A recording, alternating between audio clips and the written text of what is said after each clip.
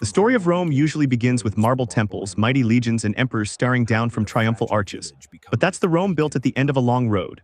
Rome at the beginning was different, smaller, hungrier, and more fragile than we imagine.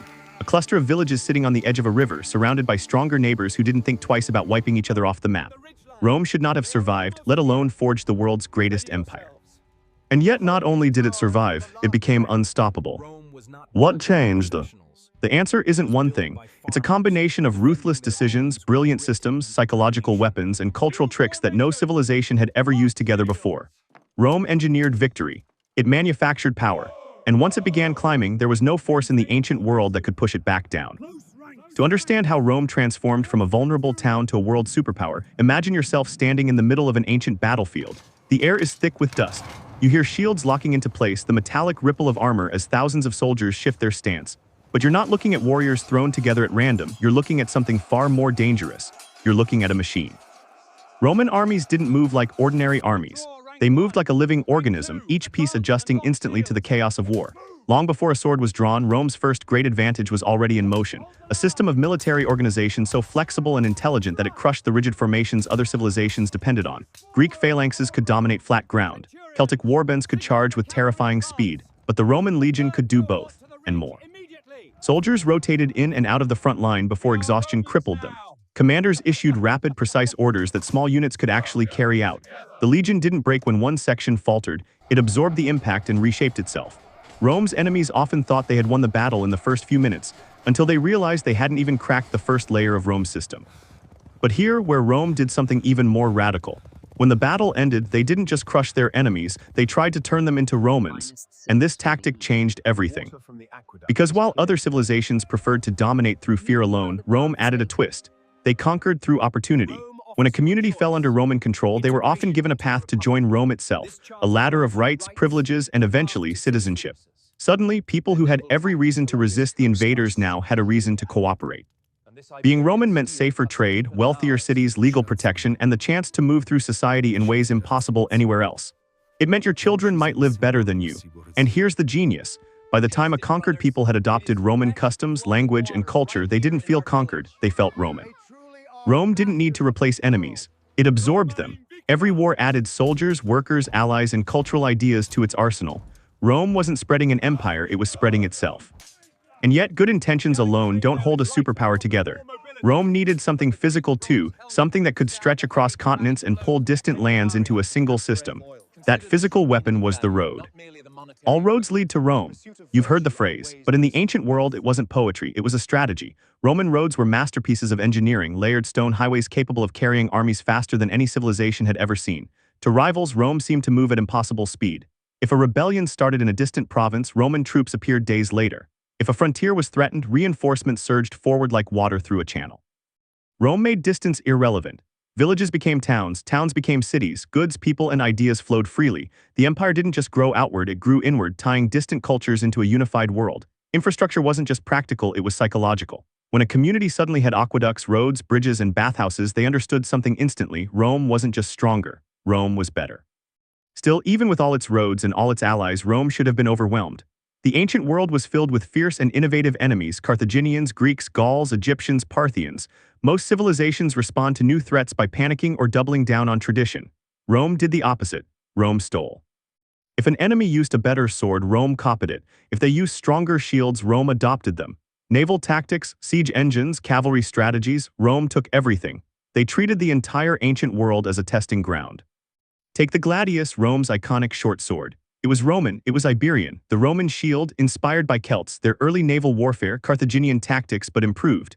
When Rome met a problem, it didn't rely on pride, it relied on results. This meant that every defeat Rome suffered turned into an upgrade. The Roman war machine improved every time it was challenged. But there's an unglamorous truth behind this innovation.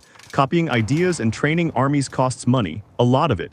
This is where Rome's next hidden advantage came into play: economic power. At its height, Rome sat at the center of the wealthiest trade network in the world. Grain from Egypt fed the cities. Mines in Spain poured silver into the treasury. Africa produced olive oil and goods. The East flooded Rome with spices, silk, and luxury. Legions on the front line didn't worry about running out of supplies because Rome had engineered a massive economic engine to support them. And this wealth wasn't just used for survival, it fueled ambition.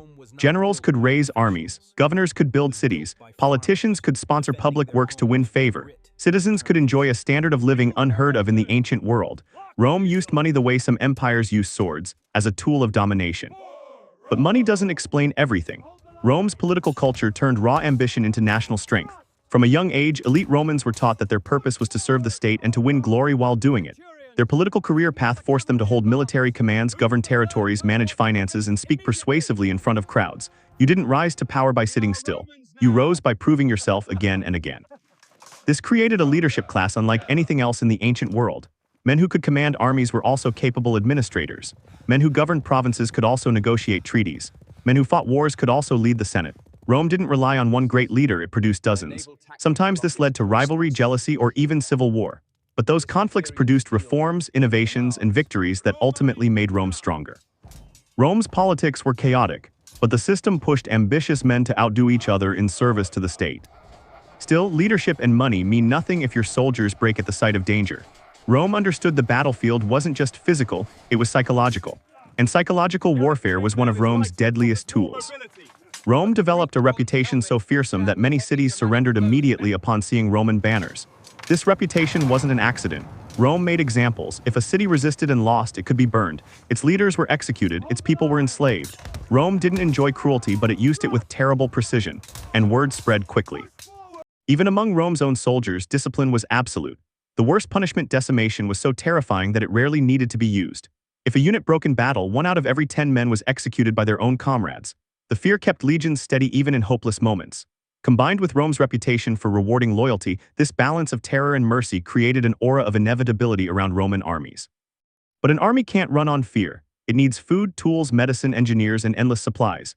And here we reach one of Rome's least glamorous but most essential innovations, logistics. Where other armies plundered land as they marched, Rome planned. Roman legions traveled with supply chains so efficient that they could operate for months in hostile lands. Engineers built roads, camps, bridges, and fortifications as naturally as other armies built campfires. They didn't wander into battle, they prepared the battlefield before the enemy even arrived. This logistical genius allowed Rome to campaign year-round, to besiege cities effectively, and to strike targets earlier and harder than anyone else. Caesar's campaigns in Gaul offer countless examples: rapid fortifications, supply lines stretching hundreds of miles, and perfectly timed reinforcements.